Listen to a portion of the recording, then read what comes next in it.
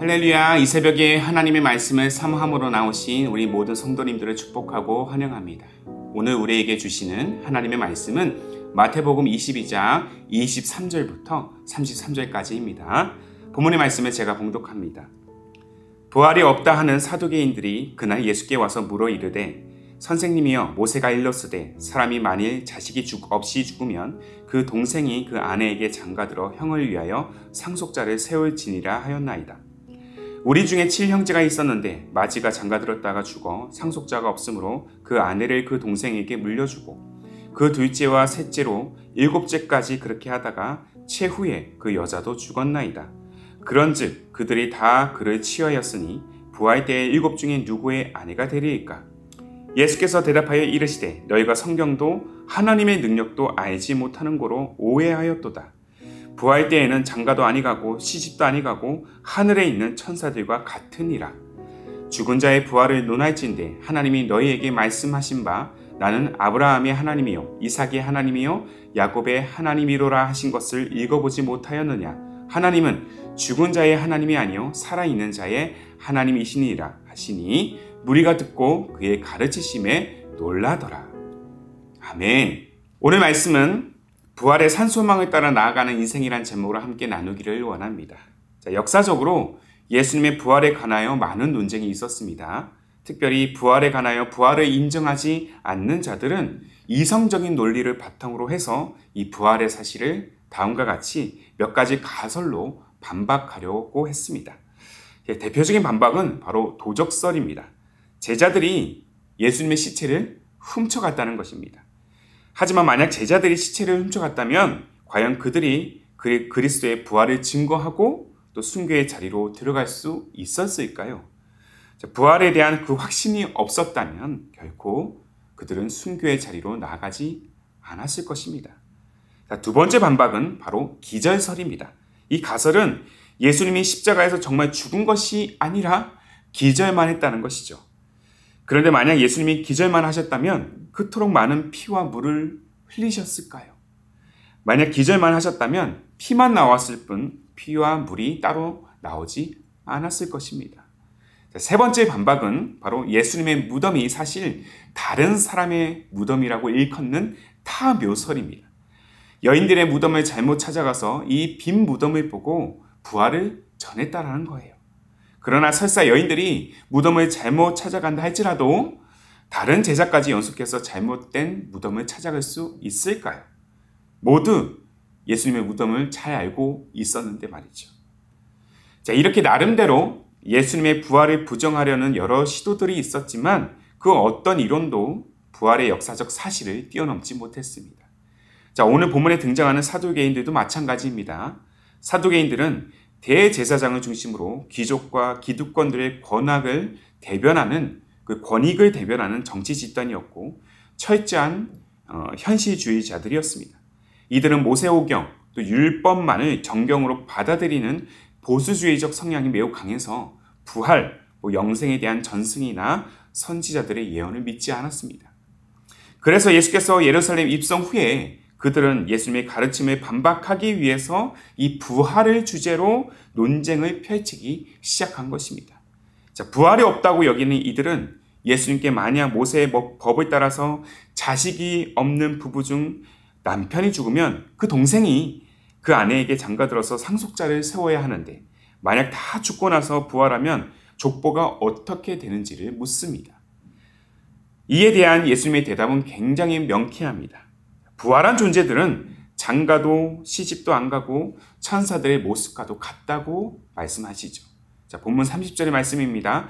부활 때에는 장가도 아니 가고 시집도 아니 가고 하늘에 있는 천사들과 같으니라. 즉 족보가 필요 없다는 것입니다. 오히려 주님은 죽은 자의 부활을 논하면서 하나님이 너희가 오늘까지도 그렇게 부르는 아브라함, 이삭, 야곱의 하나님이심을 읽어보지 못하였느냐라고 반문하십니다. 만약 부활이 없다라면 아브라함, 이삭, 야곱이라는 이름은 부를 의미도 기억할 의미도 없기 때문이에요. 만약 부활이 없다면 하나님 앞에 죽은 자들의 이름을 붙이시지 않으셨을 것입니다. 하나님은 영원하신 존재이기 때문입니다. 이것은 논란의 여지가 없는 반론입니다. 그렇습니다. 예수님의 말씀처럼 우리가 부르는 하나님은 죽은 자의 하나님이 아니라 살아있는 자의 하나님이 되심을 우리가 믿습니다. 자, 32절 하반절의 말씀을 다시 한번 볼까요? 하나님은 죽은 자의 하나님이 아니요 살아있는 자의 하나님이시니라. 중요한 것은 오늘 우리가 요한복음 11장 25절에 기록된 나는 나다라고 예수님의 정의 7가지 중 하나인 나는 부활이요 생명이니라고 하신 그 예수 그리스도를 내가 지금 온전히 믿고 있느냐는 것입니다.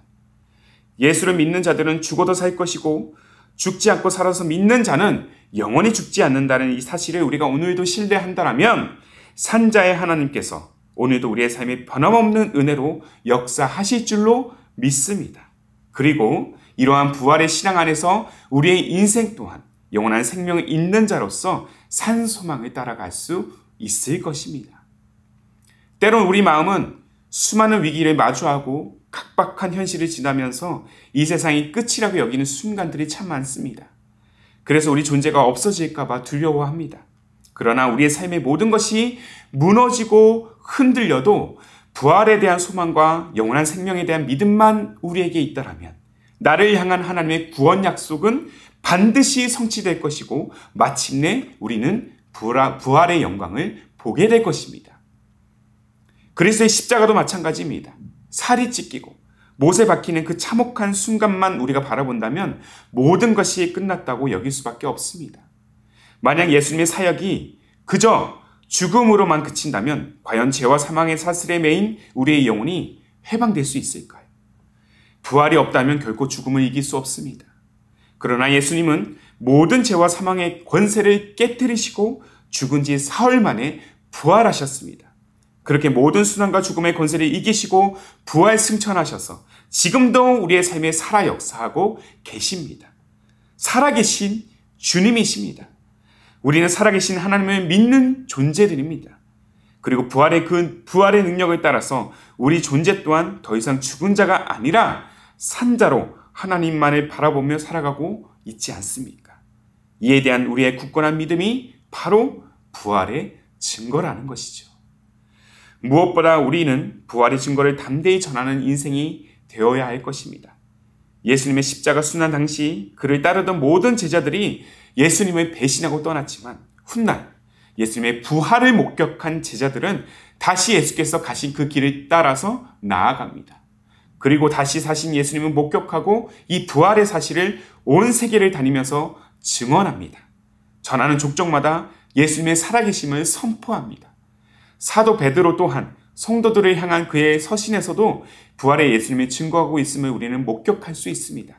베드로전서 1장 3절의 말씀이에요. 우리 주 예수 그리스도의 아버지 하나님을 찬송하리로다. 그의 많으신 긍휼대로 예수 그리스도를 죽은 자 가운데서 부활하게 하심으로 말미암아 우리를 거듭나게 하사 산 소망이 있게 하시며, 우리를 거듭나게 하사 산 소망이 있게 하시며 무엇을 통해서 말입니까? 예수 그리스도의 부활을 통해서 우리는 산 소망을 품을 수 있는 것입니다. 그리스도의 고난을 묵상하는 이 사순절, 그의 순환의 현장들을 우리가 돌아보며 동시에 우리가 바라봐야 할 것은 다름 아니라 부활의 순간이어야 할 것입니다. 부활을 향해 나아가는 우리의 여정이 바로 영원한 생명의 길이며 유일한 산소망의 길이기 때문입니다.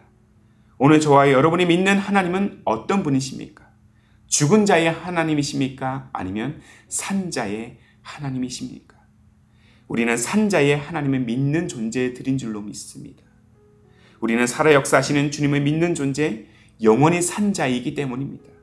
이러한 부활의 산소망을 따라서 날마다 그리스도의 부활을 선포하고 살아계신 주님을 찬양하며 부활의 능력을 함께 누리시는 저와 여러분의 삶이 되기를 주님의 이름으로 축복합니다. 아멘. 기도하겠습니다.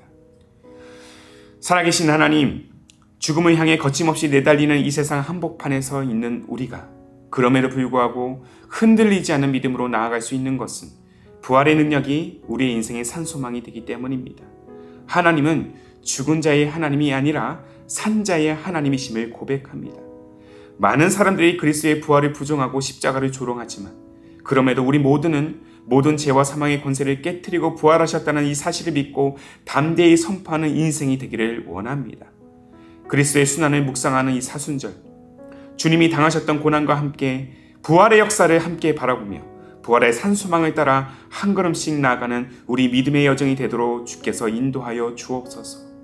그리고 우리 모두가 고난의 순간에서도 살아계신 하나님을 기쁨으로 찬양하는 그런 삶이 되기를 원합니다.